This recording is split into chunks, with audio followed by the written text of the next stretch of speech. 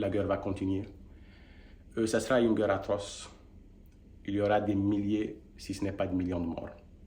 Si Pyongyang ou Moscou est attaqué, l'autre va défendre à son ami. Bientôt, Kim Jong-un va commencer à faire ses menaces.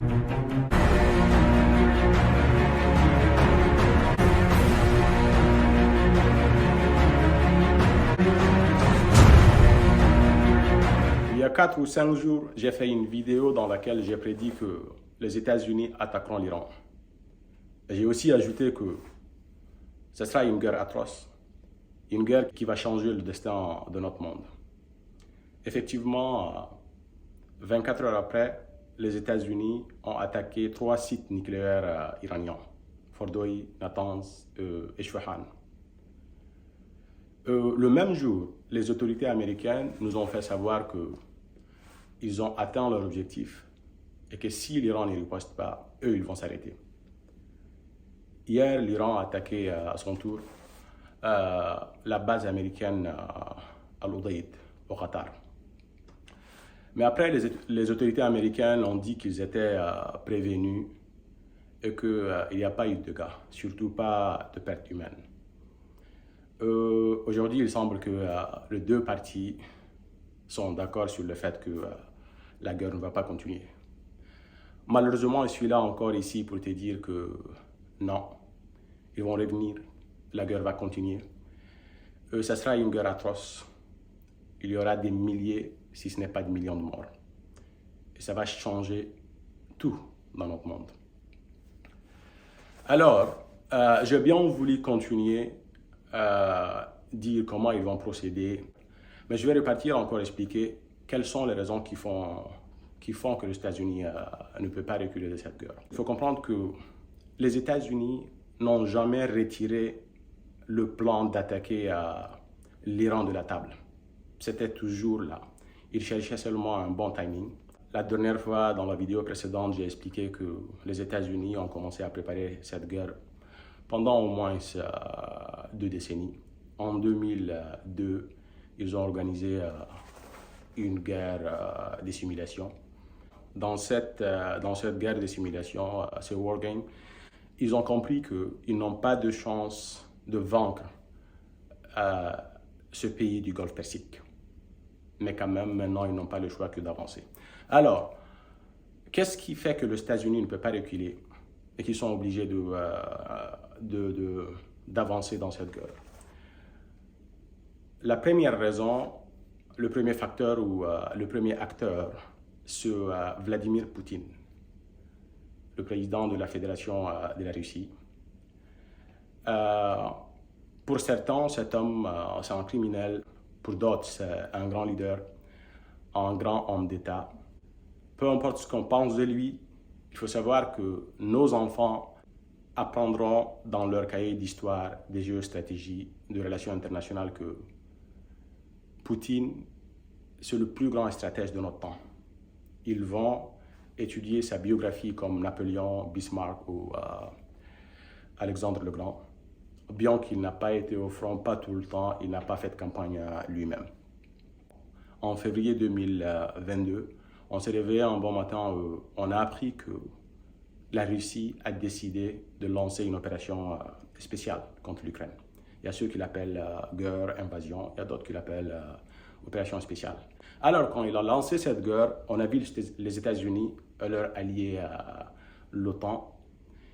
Ils se sont levés, ils ont dit que voilà, c'est l'opportunité où il faut vraiment frapper la Russie, leur grand ennemi. Ils ont commencé à fournir des armes, du cash, même des hommes sur le terrain. Alors ceux-ci, ils prennent la guerre comme investissement pour vraiment après conquérir ce territoire, renverser Poutine, l'exploiter.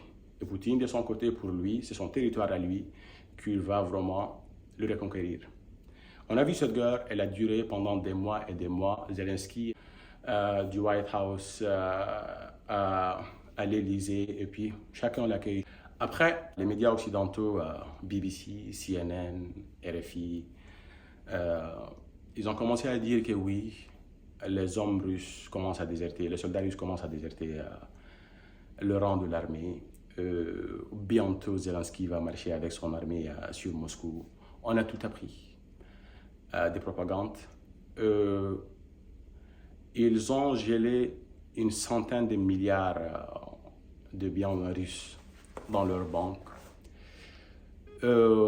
Ils ont sanctionné la Russie avec plus de 400-500 sanctions, je pense. Et pendant que les élites occidentaux vident leurs banques pour investir dans l'Ukraine, Poutine, lui, il a ouvert ses canons et il fait brûler ses milliards. Plus la guerre continue, plus on voit que c'est Poutine qui gagne. Est-ce que Poutine n'essaye pas de prolonger cette guerre pour vraiment causer plus de pertes? Mais la plus grande perte, ce n'est pas seulement les milliards, ni les hommes qu'ils ont perdus, mais c'est l'influence. C'est quelque chose qu'on n'a pas vu pendant des décennies. Parce que les États-Unis contrôlent notre monde, et quand ils décident que quelque chose s'arrête, ou qu'ils gagnent, et qui gagne, ça va se passer. Et on a vite commencé à voir le résultat dans certaines régions du monde. On a vu l'AES dans le Sahel, en Afrique. On a vu le personnel américain quitter le sol du Sahel. Ça ne s'est pas arrêté ici. Le 7 octobre 2023, Hamas a attaqué l'Israël. C'est un nouveau front qui s'est ouvert pour les États-Unis. Les États-Unis va devoir détourner son attention. Ils ne seront pas concentrés sur la Russie. Alors, l'Israël est attaqué. L'Israël a besoin des armes et il faut que les États-Unis donnent tout ce que l'Israël veut. Et ils étaient un peu éparpillés. Ça ne s'est pas arrêté là. Après l'attaque de Hamas sur Israël, Poutine s'est rapproché de Pyongyang. Moscou et Pyongyang sont rapprochés. Et juste après, on a vu des soldats nord-coréens combattre avec les soldats russes. Ils se sont rapprochés. Récemment, ils ont même signé des accords de défense. Comme quoi, si Pyongyang ou Moscou est attaqué, l'autre va défendre son ami. C'est quelque chose d'exceptionnel. Et puis, il faut savoir que bientôt, Kim Jong-un va commencer à faire ses menaces, ses chantages comme dans le passé. Et c'est quelque chose qui va vraiment diviser l'armée américaine. Parce qu'il faut savoir, la frontière coréenne entre la Corée du Nord et la Corée du Sud est la frontière la plus militarisée. Il y a des milliers d'armées américaines là-bas postées. Eux maintenant, ils vont devoir faire la guerre au Moyen-Orient. Donc, on ne peut pas laisser cette partie du monde aussi. Et quand Kim Jong-un va se lever, il faut soit lui fournir tout ce qu'il veut, les milliards peut-être, ou soit il va menacer d'attaquer et les États-Unis sera obligé de rester en Asie, ici au Japon, un peu près de Taïwan, tout ça. Et tout ça, on voit que c'est Poutine qui fait ça. L'autre facteur ou l'autre acteur, si je peux dire, c'est la Chine. Xi Jinping, quand les États-Unis sont là, ils combattent ici un peu partout, on sait que la Chine avance à grands pas. Quand Trump est revenu, il a promis qu'il va réindustrialiser les États-Unis, arrêter la Chine, reprendre sa place dans le monde. C'est un rêve, c'est un mirage, ça ne va jamais se réaliser parce que il faut des milliards et des milliards pour réindustrialiser les États-Unis. Et même si on a cet argent, il faut savoir que ça prend des décennies. Le plus grand problème, c'est qu'il faut des employés. On sait comment les Chinois et les Américains travaillent. La main-d'œuvre est vraiment différente. Donc, c'est un rêve irréalisable. Les États-Unis misaient sur les richesses ukrainiennes. Maintenant, on a su qu'ils ne peuvent pas avoir ça. Donc, qu'est-ce qu'il faut faire? Prendre le plan initial, celui d'attaquer l'Iran. Mais ce n'est pas tout. Ce qui a vraiment empiré les choses, c'est l'Israël avec à sa tête Benjamin Netanyahu. Netanyahu, non seulement les atrocités qu'il a commises envers le peuple palestinien, il ne s'est pas arrêté là, il a continué le Liban, dans les affaires syriennes, un peu partout. Et récemment, on l'a vu, il y a un peu moins de 2 semaines, pendant que les États-Unis, l'Iran négociait sur le nucléaire iranien, l'Israël a attaqué, juste 2 jours avant que les deux parties ne se rencontrent. Ils ont lancé des attaques contre l'Iran. Ils ont assassiné des dizaines de scientifiques, des officiers. Mais ce qui est différent, ce n'est pas comme la dernière fois quand ils ont attaqué l'Iran a pris son temps avant de riposter et c'était quand même calculé, symbolique, non. L'Iran a vite riposté et on a vu comment les choses sont intensifiées. Mais il y a quelque chose qu'on apprend maintenant pendant cette guerre. Israël ne s'attendait pas à une guerre avec l'Iran. Ils pensaient qu'ils peuvent lancer une opération, assassiner des officiers, des scientifiques iraniens. Et surtout, ils veulent changer le régime iranien. Par des soulèvements, ils vont causer une révolution. C'est ce qu'ils ont pensé. Mais après, on a vu l'inverse. Le peuple iranien s'est réuni derrière ses chefs. Voilà, la guerre continue pendant plus de 10 jours maintenant. Les pays du Moyen-Orient ne verront jamais l'Israël comme avant. Parce qu'Israël avait construit ce mythe, un pays invincible. L'Israël peut faire ce qu'il veut, mais ce mythe s'est évaporé. L'Iran a montré au monde que non. Il faut savoir que les pays autour d'eux ne sont pas d'accord avec ce qu'Israël fait. C'est juste que leurs leaders leur imposent, quoi. L'armée égyptienne n'est pas d'accord avec ce qu'Israël fait. Mais quand même, il y a Sisi. Et Sisi ne va pas rester éternellement. Pareil, la Jordanie avec son roi Abdullah. Maintenant, il n'y a plus ces mythes. Et les gens vont commencer vraiment à dire non à Israël. Ici, on va parler un peu du rôle de la Russie et de la Chine.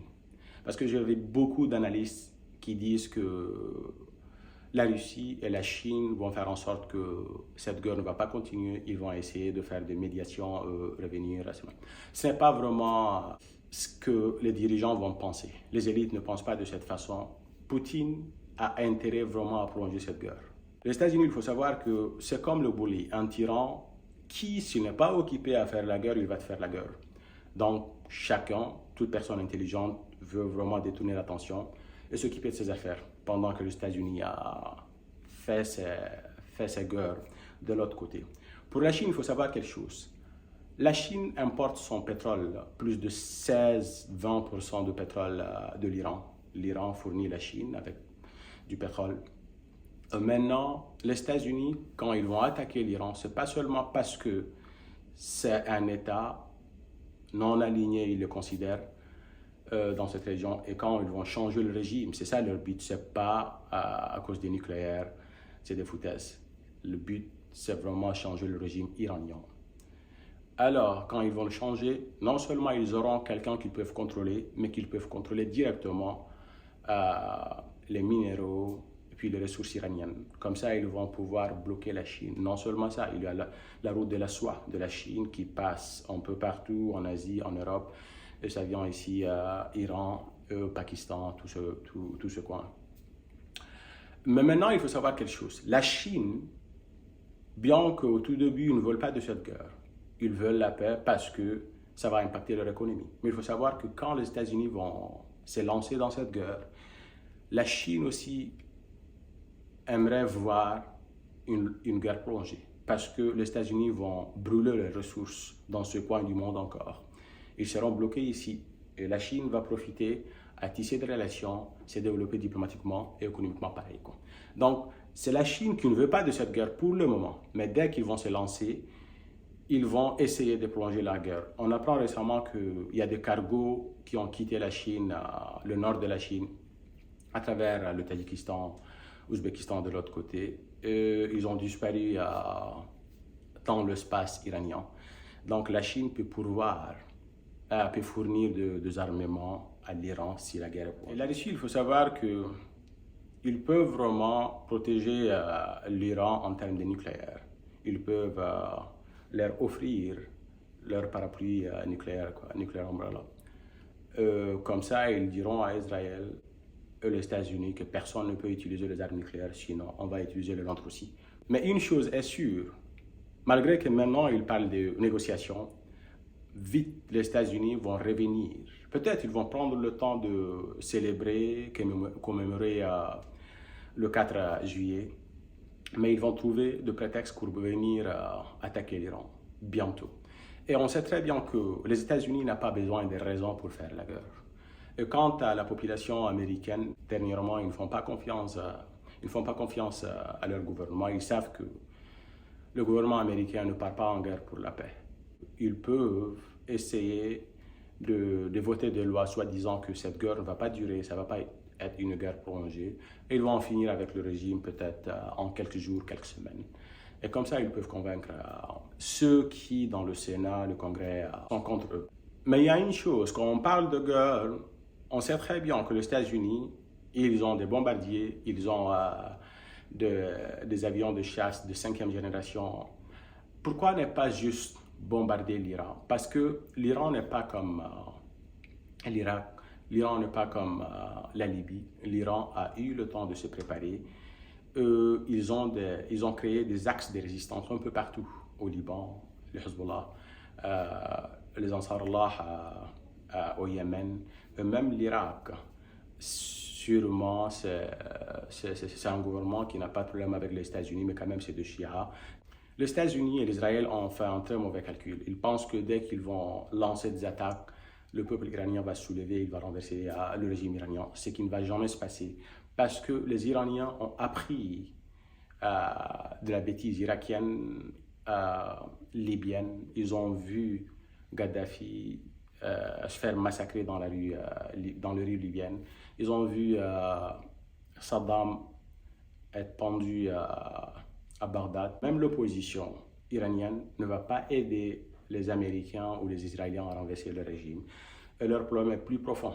Ça repart au XXe siècle, quand les pétroliers anglais, américains ont commencé à exploiter le pétrole iranien. Et quand ceux-ci ont demandé à ce qu'ils vont revoir les clauses pour gagner plus, les États-Unis et l'Angleterre ont renversé le Premier ministre iranien. Ils ont amené le Shah. Les Iraniens ne vont pas encore retomber là-dessus. Maintenant, ce que les États-Unis peuvent faire, c'est utiliser quelque chose comme la Dahiya Doctrine. La Dahiya Doctrine, c'est seulement bombarder même les civils. C'est quelque chose qu'ils ont adopté en 2006. L'Israël, quand ils combattent Hezbollah dans la guerre du Liban en 2006, bombarder intensément l'Iran, pensant qu'ils vont changer le régime. Mais c'est impossible. Pour changer un régime, il faut que les États soient faibles. Ils n'ont pas d'alliés, ils n'ont pas d'axes de résistance. Comme ça, on peut changer le régime. Et peut-être quelques mois, une année, on peut se retirer.